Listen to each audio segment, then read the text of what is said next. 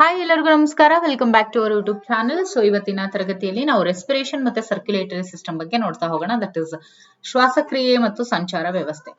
ಶ್ವಾಸಕ್ರಿಯೆಯ ಮುಖ್ಯ ಕಾರ್ಯ ಏನು? ಆಮ್ಲಜನಕವನ್ನ ಹೀರ್ಕೊಳ್ಳೋದು, ಇಂಗಾಲದ ಡೈಆಕ್ಸೈಡ್ ಅನ್ನ ಹೊರಹಾಕೋದು, ಜೀವಿಗಳಿಗೆ ಶಕ್ತಿಯನ್ನ ಒದಗಿಸೋದು. ಈ ಎಲ್ಲಾ ಕೆಲಸ ಶ್ವಾಸಕ್ರಿಯೆಯ ಮುಖ್ಯ ಕಾರ್ಯ ಆಗಿರುತ್ತೆ. ಶ್ವಾಸಕೋಶಗಳಲ್ಲಿನ ಅನಿಲ ವಿನಿಮಯವು ಎಲ್ಲಿ ನಡೆಯುತ್ತೆ? ನೋಡಿ, ಅನಿಲ ವಿನಿಮಯ ಏನಿರುತ್ತೆ ಅದು ಆಲ್ವಿಯೋಲೆಯಲ್ಲಿ ನಡೆಯುತ್ತೆ ಮತ್ತೆ ವಾಯುಕೋಶಗಳಲ್ಲಿ ನಡೆಯುತ್ತೆ. ಇನ್ನು ರಕ್ತವು ದೇಹದಿಂದ ದೇಹದ ಉಳಿದ ಭಾಗಗಳಿಗೆ ಸಾಗಿಸುವಂತಹ ರಕ್ತನಾಳಗಳು ಯಾವುವು? ಅವು ಬಂದು ಅಪಧಮನಿಗಳು. ರಕ್ತವನ್ನ ಹೃದಯಕ್ಕೆ ತರುವಂತ ರಕ್ತನಾಳಗಳು ಯಾವುವು? ರಕ್ತವನ್ನ ಹೃದಯಕ್ಕೆ ತರುವಂತ ರಕ್ತನಾಳಗಳು ಯಾವುವು? ದಟ್ ಇಸ್ ಸಿರೆಗಳು ಅಂತ ಹೇಳ್ತೀವಿ. ಮಾನವನ ಹೃದಯದಲ್ಲಿ ಎಷ್ಟು ಕೋಣೆಗಳಿದೆ? 4 ಕೋಣೆಗಳಿದೆ. ರಕ್ತಕ್ಕೆ ಕೆಂಪು ಬಣ್ಣ ನೀಡುವಂತ ವರ್ಣದ್ರವ್ಯ ಯಾವುದು? ಅದು ಬಂದು ಹಿಮೋಗ್ಲೋಬಿನ್. ಶ್ವಾಸಕ್ರಿಯೆಯ ಸಮಯದಲ್ಲಿ ಯಾವ ಅನಿಲವು ಕೋಶಗಳೊಳಗೆ ಪ್ರವೇಶಿಸುತ್ತೆ? ಶ್ವಾಸಕ್ರಿಯೆಯ ಸಮಯದಲ್ಲಿ ಯಾವ ಅನಿಲವು ಕೋಶಗಳೊಳಗೆ ಪ್ರವೇಶಿಸುತ್ತೆ? ಯಾವ ಅನಿಲ ಕೋಶಗಳ ಒಳಗಡೆ, ಸೆಲ್ಸ್ ಒಳಗಡೆ ಎಂಟರ್ ಆಗೋದು ಯಾವುದು ಅಂತ ಹೇಳಿದ್ರೆ ದಟ್ ಈಸ್ ಆಕ್ಸಿಜನ್.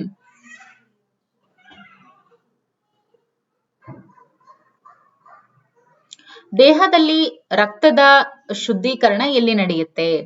ರಕ್ತದ ಶುದ್ಧೀಕರಣ ಬಂದು ಶ್ವಾಸಕೋಶ ಮತ್ತು ಮೂತ್ರಪಿಂಡ ಇಲ್ಲಿ ನಡೆಯುತ್ತೆ.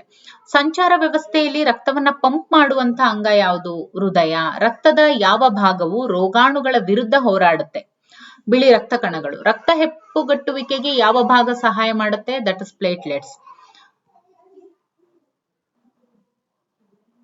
ಇನ್ನು ದೇಹದಲ್ಲಿ ರಕ್ತದ ಸಾಗಾಣಿಕೆಯ ವ್ಯವಸ್ಥೆಯನ್ನ ಏನಂತ ಕರೀತಾರೆ? ಸಂಚಾರ ವ್ಯವಸ್ಥೆ ಅಂತ ಕರೀತಾರೆ.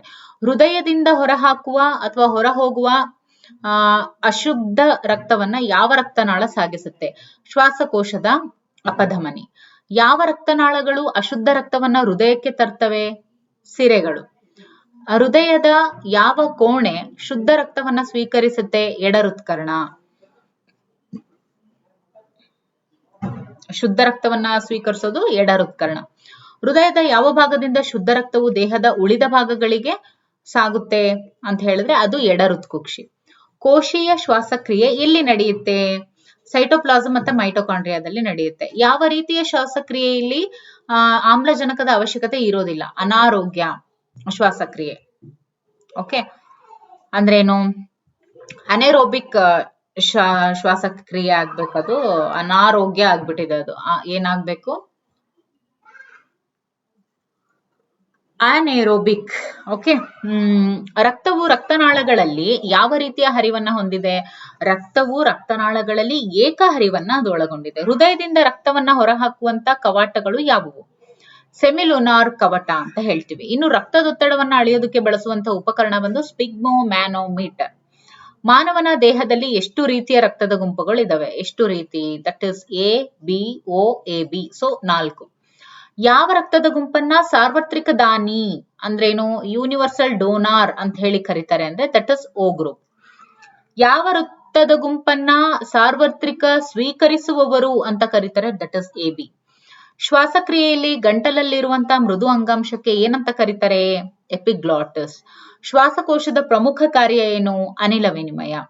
ಸಂಚಾರ ವ್ಯವಸ್ಥೆಯಲ್ಲಿ ರಕ್ತವನ್ನ ಪಂಪ್ ಮಾಡುವಂತಹ ಅಂಗ ಹೃದಯ ಆಗಿರುತ್ತೆ. ರಕ್ತಕ್ಕೆ ಕೆಂಪು ಬಣ್ಣ ನೀಡುವಂತಹ ವರ್ಣದ್ರವ್ಯ ಹಿಮೋಗ್ಲೋಬಿನ್ ಆಗಿರುತ್ತೆ. ಹೃದಯದಿಂದ ಹೊರ ಹೋಗುವ ಅಶುದ್ಧ ರಕ್ತವನ್ನ ಯಾವ ರಕ್ತನಾಳ ಸಾಗಿಸುತ್ತೆ? ಶ್ವಾಸಕೋಶದ ಅಪಧಮನಿ. ರಕ್ತನಾಳಗಳು ಅಶುದ್ಧ ರಕ್ತವನ್ನ ಹೃದಯಕ್ಕೆ ತರುತ್ತೆ.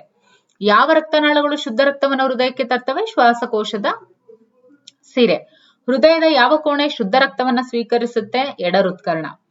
ಇನ್ನು ಹೃದಯದ ಯಾವ ಭಾಗದಿಂದ ಶುದ್ಧ ರಕ್ತವು ದೇಹದ ಉಳಿದ ಭಾಗಗಳಿಗೆ ಸಾಗಿಸಲ್ಪಡುತ್ತೆ ಅಥವಾ ಉಳಿದ ಭಾಗಗಳಿಗೆ ಸಾಗುತ್ತದೆ? That is ಎಡಹೃತ್ಕುಕ್ಷಿ.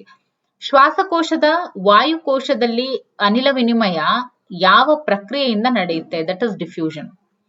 ನೋಡಿ, ಇದು ವೆರಿ ಇಂಪಾರ್ಟೆಂಟ್. ಶ್ವಾಸಕೋಶದಲ್ಲಿ ಇರುವಂತ ವಾಯುಕೋಶಗಳು ಅಂತ ಹೇಳ್ತೀವಿ.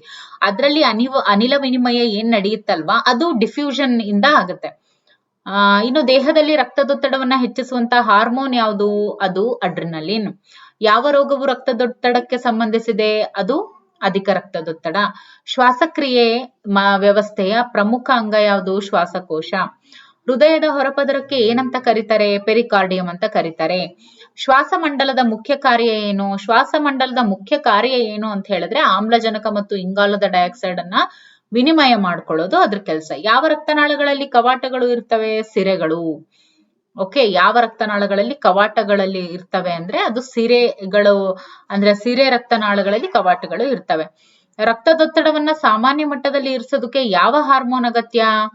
ನೋಡಿ, ರಕ್ತದೊತ್ತಡವನ್ನ ನಾವು ಇವಾಗ ಸಾಮಾನ್ಯ ಮಟ್ಟದಲ್ಲಿ ಅಂದ್ರೆ ನಾರ್ಮಲ್ ರೇಂಜ್ ಅಲ್ಲೇನೆ ಇರಿಸ್ಬೇಕು. ಸೊ ಯಾವ ಹಾರ್ಮೋನು ಅಗತ್ಯ ಅಂದ್ರೆ ಆಲ್ಡೋಸ್ಟಿರೋನ್. ಯಾವ ರಕ್ತ ಕಣಗಳು ದೇಹಕ್ಕೆ ಆಮ್ಲಜನಕವನ್ನ ಸಾಗಿಸ್ತವೆ ಅಂತ ಹೇಳಿದ್ರೆ ದಟ್ ಇಸ್ RBC, ಕೆಂಪು ರಕ್ತ ಕಣಗಳು. ಯಾವ ಜೀವಕೋಶಗಳು ರಕ್ತ ಹೆಪ್ಪುಗಟ್ಟೋದಕ್ಕೆ ಸಹಾಯ ಮಾಡ್ತವೆ? ಪ್ಲೇಟ್ಲೆಟ್ಗಳು. ರಕ್ತದ ಪ್ಲಾಸ್ಮಾ, ಇದರ ಮುಖ್ಯ ಘಟಕ ಯಾವುದು? ದಟ್ ಇಸ್ ನೀರು.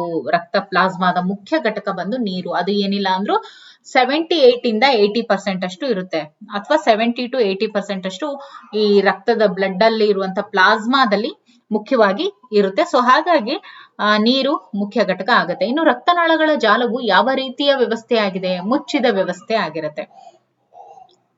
ರಕ್ತನಾಳಗಳ ಜಾಲ ಏನಿರುತ್ತೆ ಯಾವ ರೀತಿಯ ವ್ಯವಸ್ಥೆ? ಅದು ಯಾವಾಗ್ಲೂ ಮುಚ್ಚಿದ ವ್ಯವಸ್ಥೆ. ಮನುಷ್ಯನ ರಕ್ತದ ಗುಂಪುಗಳನ್ನ ಯಾರು ಕಂಡುಹಿಡಿದ್ರು? ಕಾರ್ಲ್ ಲ್ಯಾಂಡ್ ಸ್ಟೀನರ್ ಅವರು ಕಂಡುಹಿಡಿದ್ರು.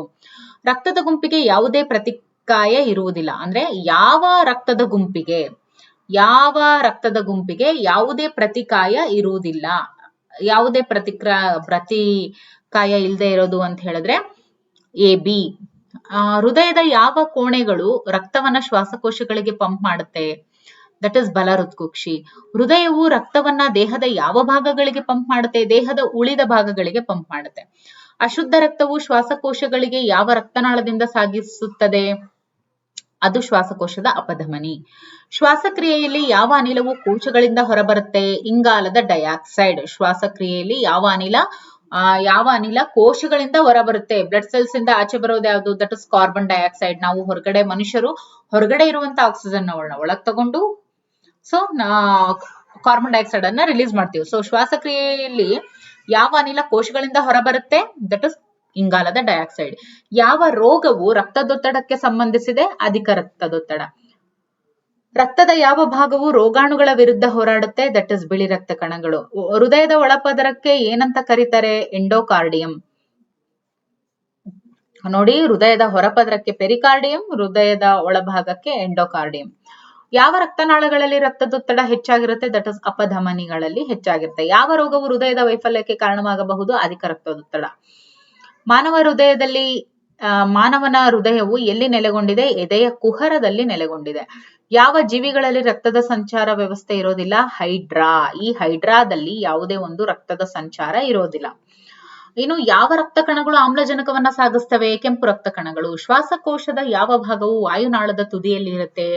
ದಟ್ ಈಸ್ ಆಲ್ವಿಯೋಲೈ ಮತ್ತು ವಾಯುಕೋಶಗಳು. ಹೃದಯದ ಸಂಕೋಚನವನ್ನ ಯಾವ ಉಪಕರಣದಿಂದ ಅಳೆಯಲಾಗುತ್ತೆ? That is ಸ್ಪಿಗ್ಮೋಮ್ಯಾನೋಮೀಟರ್. ತಪ್ಪು. ಏನು? ಹೃದಯದ ಸಂಕೋಚನ. ಓಕೆ, ಅಂದ್ರೇನು? ಏನಂತ ಹೇಳ್ತೀವಿ? ಈ ಹಾರ್ಟ್ ಕಾಂಟ್ರಾಕ್ಷನ್ಸ್ ಏನಿರುತ್ತೆ ಅದನ್ನ ಅಳೆಯುವಂತ ಉಪಕರಣ ಬಂದ್ಬಿಟ್ಟು that is electrocardiography. Okay, electrocardiography that is ECG ಅಂತ ಹೇಳ್ತೀವಿ. ಓಕೆ, ECG ಹೃದಯದ ಸಂಕೋಚನವನ್ನ. ಇಲ್ಲಿ ನೋಡಿ, ರಕ್ತದೊತ್ತಡವನ್ನ ಅಳೆಯುವಂತಹ ಉಪಕರಣ ಬಂದು sphygmomanometer. BP that is sphygmomanometer. But ಹೃದಯದ ಸಂಕೋಚನವನ್ನ ಯಾವ್ದ್ರಿಂದ ಅಳಿತೀವಿ? That is electrocardiography. ಓಕೆ, ಯಾವ ರಕ್ತದ ಗುಂಪಿಗೆ RH ಅಂಶ ಇರೋದಿಲ್ಲ? ನೋಡಿ, RH ಅಂಶ ಇಲ್ಲದೆ ಇರುವಂತಹದ್ದು ಬಂದ್ಬಿಟ್ಟು ದಟ್ ಇಸ್ B ನೆಗೆಟಿವ್. ಇನ್ನು ಮಾನವನ ಶ್ವಾಸಕ್ರಿಯೆ ಯಾವ ರೀತಿಯಾಗಿರುತ್ತೆ? ಮಾನವನ ಶ್ವಾಸಕ್ರಿಯೆ ಅದು ಬಂದು ಸ್ವಯಂಚಾಲಿತ ಆಗಿರುತ್ತೆ, ಜೊತೆಗೆ ಅನೈಚ್ಛಿಕವಾಗಿರುತ್ತೆ. ಯಾವ ಅಂಗವು ರಕ್ತವನ್ನ ದೇಹದ ಇತರ ಭಾಗಗಳಿಗೆ ಕಳಿಸುತ್ತೆ ಅಂತ ಹೇಳಿದ್ರೆ ಎಡ ಹೃತ್ಕುಕ್ಷಿ. ಯಾವ ಅನಿಲದ ಪ್ರಮಾಣವು ನಾವು ಉಸಿರಾಡುವ ಗಾಳಿಯಲ್ಲಿ ಹೆಚ್ಚು ಇರುತ್ತೆ? ನಾವು ಉಸಿರಾಡುವಂತಹ ಗಾಳಿಯಲ್ಲಿ ಹೆಚ್ಚಿನ ಪ್ರಮಾಣ ಇರುವಂತದ್ದೇನು? ಅದು ಬಂದು ಸಾರಜನಕ. ಓಕೆ, ಯಾಕೆ ಅಂದ್ರೆ ಇಲ್ಲಿ ಏನ್ ಕೇಳಿದರೆ, ನಾವು ಉಸಿರಾಡುವಂತ ಗಾಳಿ ಅಂದ್ರೇನು ವಾತಾವರಣದಲ್ಲಿ ಸೊ ಎಷ್ಟಿರುತ್ತೆ? ಇಲ್ಲಿ 78% ಅಷ್ಟು ನೈಟ್ರೋಜನ್ ಇರುತ್ತೆ ಅಂಡ್ 21% ಅಷ್ಟು ಆಕ್ಸಿಜನ್ ಇರುತ್ತೆ. ಸೊ ದಟ್ ಸಾರಜನಕ ಇಸ್ ದ ರೈಟ್ ಆನ್ಸರ್. ಯಾವ ರಕ್ತನಾಳವು ದೇಹದಿಂದ ಶುದ್ಧ ರಕ್ತವನ್ನ ಹೃದಯಕ್ಕೆ ತರುತ್ತೆ? ನೋಡಿ, ಯಾವ ರಕ್ತನಾಳವು ದೇಹದಿಂದ ಶುದ್ಧ ರಕ್ತವನ್ನ ಹೃದಯಕ್ಕೆ ತರುತ್ತೆ? ದಟ್ ಇಸ್ ಶ್ವಾಸಕೋಶದ ಸಿರೆ. ಸಂಚಾರ ವ್ಯವಸ್ಥೆಯ ಪ್ರಮುಖ ಕಾರ್ಯ ಏನು? ಸಂಚಾರ ವ್ಯವಸ್ಥೆಯ ಪ್ರಮುಖ ಕಾರ್ಯ ಏನು ಅಂತ ಹೇಳಿದ್ರೆ, ಆಮ್ಲಜನಕವನ್ನ ಸಾಗಿಸೋದು, ಪೋಷಕಾಂಶಗಳನ್ನ ಸಾಗಿಸೋದು, ಹಾರ್ಮೋನ್ಗಳನ್ನ ಸಾಗಿಸೋದು, ಇದೆಲ್ಲಾನು ಕೆಲಸ ಮಾಡುತ್ತೆ. ಮಾನವನ ಹೃದಯದಲ್ಲಿನ ರಕ್ತವು ಯಾವ ರೀತಿಯಲ್ಲಿ ಪರಿಚಲಿಸುತ್ತೆ? ದಟ್ ಇಸ್ ಡಬಲ್ ಸರ್ಕ್ಯುಲೇಷನ್, ದ್ವಿಪರಿಚಲನೆ. ರಕ್ತದೊತ್ತಡದ ಸಾಮಾನ್ಯ ಮೌಲ್ಯ ಯಾವುದು? 120/80 mmHg. ರಕ್ತದಲ್ಲಿನ ಯಾವ ಅಂಶವು ರಕ್ತ ಹೆಪ್ಪುಗಟ್ಟುವಿಕೆಗೆ ಅಗತ್ಯ ಅಂತ ಹೇಳಿದ್ರೆ ದಟ್ ಇಸ್ ಫಿಬ್ರಿನೋಜನ್. ಈ ಒಂದು ಅಂಶ ಏನಿದೆ ಫಿಬ್ರಿನೋಜನ್, ಇದು ರಕ್ತದಲ್ಲಿನ ಇರುವಂತದ್ದು. ಇದು ರಕ್ತ ಹೆಪ್ಪುಗಟ್ಟುವಿಕೆಗೆ ಇದು ತುಂಬಾನೇ ಅವಶ್ಯಕ. ಇನ್ನು ಶ್ವಾಸಕ್ರಿಯೆ ವ್ಯವಸ್ಥೆಯಲ್ಲಿ ಗಂಟಲಲ್ಲಿ ಇರುವಂತಹ ಮೃದು ಅಂಗಾಂಶಕ್ಕೆ ಏನಂತ ಕರೀತಾರೆ? ಅದು ಬಂತು ಎಪಿಗ್ಲಾಟಿಸ್ ಅಂತ ಹೇಳ್ತಾರೆ. ಸೊ ಅನ್ನನಾಳ ಮತ್ತು ಈ ನೀರು ಎರಡು ಒಟ್ಟಿಗೆ ಮೀಟಪ್ ಆಗೋದನ್ನ ಅದೇನ್ ಮಾಡುತ್ತೆ? ತಡೆಗಟ್ಟುತ್ತೆ. ಓಕೆ, ಅದನ್ನೇ ಎಪಿಗ್ಲಾಟಿಸ್ ಅಂತ ಹೇಳ್ತಾರೆ. So this is all about ಈ ಒಂದು ಟಾಪಿಕ್ ಆಗಿತ್ತು. ಯಾರೆಲ್ಲ ವಿಡಿಯೋಸ್ ಅನ್ನ ಸಬ್ಸ್ಕ್ರೈಬ್ ಮಾಡದೆ ನೋಡ್ತಾ ಇದ್ದೀರಿ, please do subscribe to our channel. Okay, thank you.